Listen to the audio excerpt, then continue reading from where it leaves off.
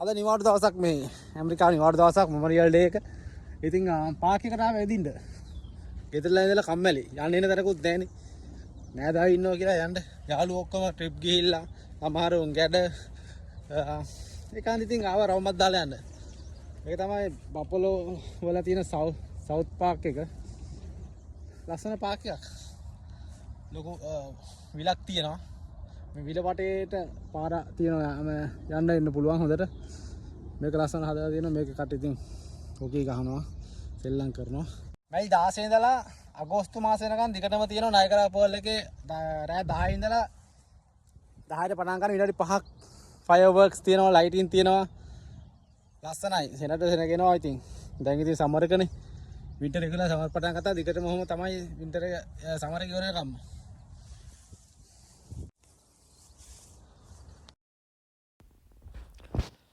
සති දෙක තුනකට කලින් මේව තිබුණේ කාන්තාර වගේ ස්නෝ වැටිලා පාරවල් වැහිලා කිසි දෙයක් නැහැ අනිකර හිම ගොඩක් විතරයි තිබුණේ මේ ගස් කොළන් වල අතු විතරයි කඳන් අතු විතරයි මුකුත් කොළ මුකුත් නැහැ දැන් බලන්නකො තියෙන ලස්සන පට්ටම ලස්සනයි නිකන් තනිකර කොළ පාටයි හැර දැක්කත් සනීපයක් තියෙන්නේ මනසට පුදුම රිලැක්ස් එකක් ඉතින් මේවා හැම තැනම වගේ මෙහි තියෙනවා ඉතින් හැම ගමකටම පොඩි හරි පාක් එකක් තියෙනවා ඒක තමයි වෙනස සාමාන්‍යයෙන් ඉතින් මේ වගේ තැනක් එක ගමකටවත් පොඩි තැනක් හරි තියෙනවා නම් මිනිස්සුන්ට අර ඇවිදින්න කරන්න ස්ට්‍රෙස් එකට යන්න නිකන් මේ දැන් සාමාන්‍ය මිනිස්සුයෙකුට මේ වගේ තැනක මෙහෙම ඇවිල්ලා නිකන් බිම වාල්ලා හිටිය සනීපයිනේ නේ මේ සනීපයි ඉතින් මේ වගේ තැනක් තියෙන්න ඕනේ ඉතින් සමහරු කියයි ඉතින් අපේ රටේ කොහෙද එහෙම දේවල් කරන්න අපේ රට පොඩි රටක් නෑ සමහර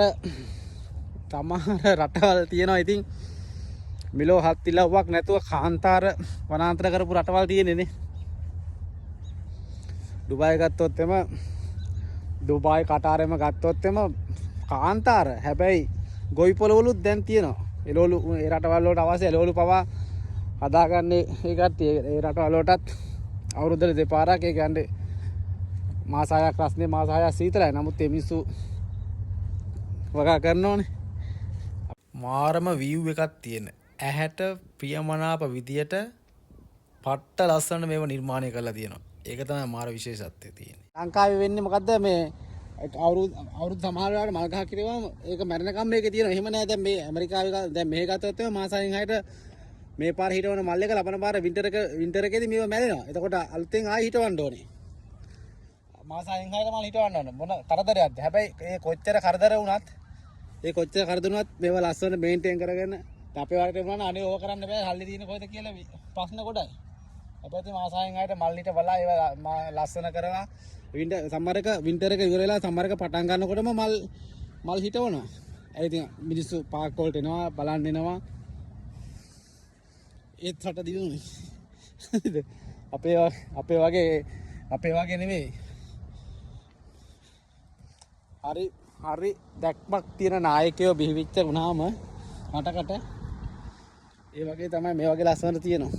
ගෙදරක් වගේ තමයි තියෙන්නේ. ගෙදර තාත්තා පිස්සු කෙලියොත් දරුවෝයි ගෑණියෝ ඔක්කොම ඉවරයි. ඒ වගේ තමයි ඉතින්. රටේ නායකයෝ පිස්සු කෙලනකොට රට ඉවරයි. ඒකයි තත්ත්වය.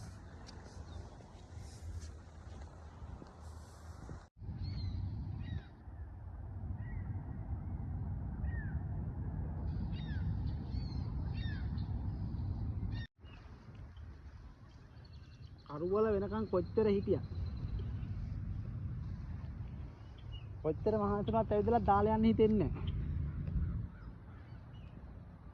ඒ තරම් මේ නිකන් ඇත්තටම කිව්වොත් මෙලොව හත් ඉලව්වක් පොළුවට එන්නේ නැති මාර නිදහස් සිතුවිලි එන පරිසරයක් සාමාන්‍යයෙන් මේ වගේ පාක් එකක් ඕනම තැනක මෙහෙ නිර්මාණය කරලා තියෙන එක හේතුවක් තමයි මිනිස්සුන්ගේ අර මිනිස්සු වැඩ කළා මිනිස්සුන් ස්ට්‍රෙස් වෙලා මාර වේස් වෙලා ඉන්නේ. එතකොට මේ වගේ තැනකට ආපුවාම අර මෙලෝ මගුලක් මතක නැහැ. මේ ගහ කොළ විතරයි කොළ පාටයි ඇස් දෙකට හොඳයි සත්තු කෑ ගහනවා ප්‍රියමනාපයි නිකම් යන්න හිතෙන්නේ නැහැ. මිනිස්සුන්ගේ මානසික ඒකාග්‍රතාවයෙන් ගලවන්න තමයි මිනිස්සුන්ට ඇත්තටම කිව්වොත් හැමතැනම ඔය වගේ පාක් නිර්මාණය කරලා තියෙනවා. ඒක හොඳ දෙයක්. හොඳ දෙයක්. ඒ කියන්නේ මිනිස්සුන්ගේ මිනිස්සු ජීවත් වෙන්න එපා රටක. ඒ මිනිස්සුගේ මානසිකත්වය හොඳ වෙලා තියෙන්න ඕන. මොන මගුල කරන්න හරි පෞල් ජීවිතයක් ගෙවන්න හරි ගෙදර මහන්සිලා ගෙදර ගියාම වයිෆ් එක්ක ඇඳට යන්න හරි මොන දේ කරන්නත් මිනිහෙක්ගේ මනස රිලැක්ස් වෙලා තියෙන්න එපා. ඒකට ඒව ගැන හිතලා ඉතින් පාලකයෝ හැමතැනම මේ වගේ පාක් හදලා ඒව ලස්සනට මේන්ටේන් කරලා ඉදිරි පරම්පරාවට මේව දායාද කරලා ඉදිරි පරම්පරාවට ඉතින් ඒව හරියට මේන්ටේන් කරගෙන යනවා. ඉතින්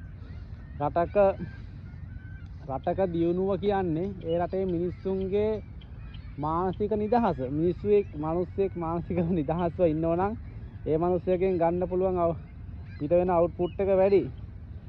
මිනිස්සු කොච්චර දක්ෂතාවයෙන් පේපිච්ච මිනිස්සුණත් දක්ෂතාවයන් තියෙන මිනිස්සුණත් ඒ මිනිස්සුන්ගේ ස්ට්‍රෙස් එක හැදිලා ඒ මිනිස්සුන්ගේ මනස ක්ලියර් නැත්තම් මිනිස්සු වැඩක් කරන්නේ. ඒක තමයි ඇත්ත.